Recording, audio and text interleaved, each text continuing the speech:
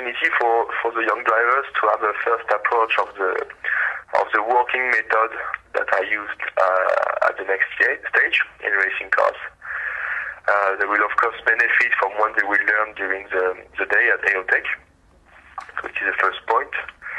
I think it's also a very good way for them to understand the differences between the go-kart and the cars, because in terms of feeling, of use of the weight for driving, it's very different. It's interesting for young drivers, go-kart drivers, to be aware of that early.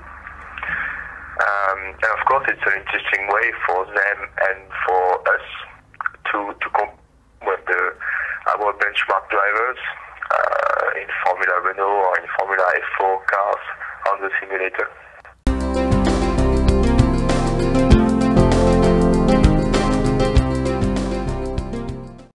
So in fact, our AO department works with a wide range of customers in the racing industry. So it goes from LMP1, LMP2 cars manufacturer to the Formula E, for instance, or even the Birel go-kart design team, who we have worked with in 2014. So in fact, our big added value is that we have transverse skill in aerodynamics, so our engineers are able to cover all the stages of studies like track testing, wind tunnel sessions, and also, of course, CFD calculation.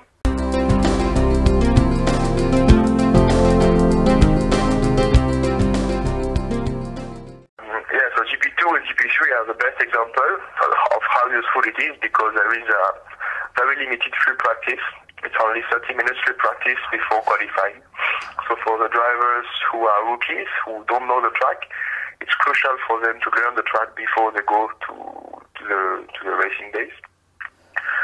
Especially when they compete against drivers who are in the third or second year in the category, who already know the track.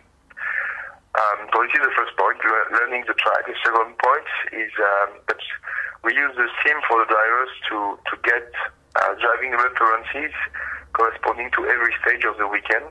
So we do qualification simulation with a qualification setup, which in GP2 and GP3 is very different from the race setup. So we also do race simulation with a different setup, and we have the fuel load. So the drivers know they have to adapt their driving in the simulator, and when they arrive in the race weekend, when they switch from qualifying to the real race, they know already how they have to adapt their driving in reality.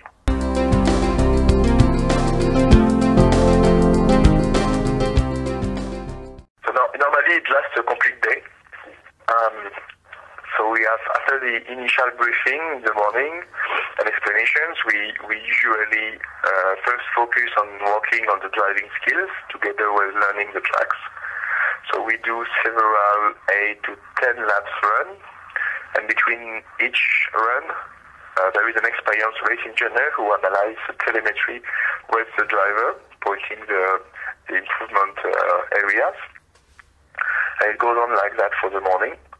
Normally in the beginning of the afternoon we usually do race simulation and qualification simulation, so long and short run simulation.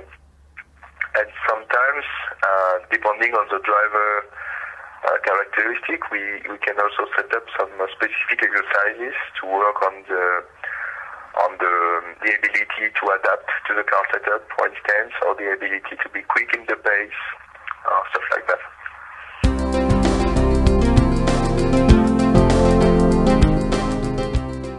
Theoretically, yes, anyone can use it, but to perform correctly, you have to be prepared.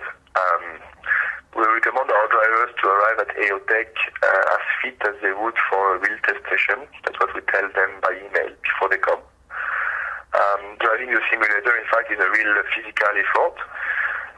Even though you don't feel as much G-force that you feel in the real car, it is compensated by the level of mental concentration you have that is required to drive the simulator. So after 8 days of simulator and 100 laps, every drivers are really tired normally. They are I would say they are as tired after the simulator day than as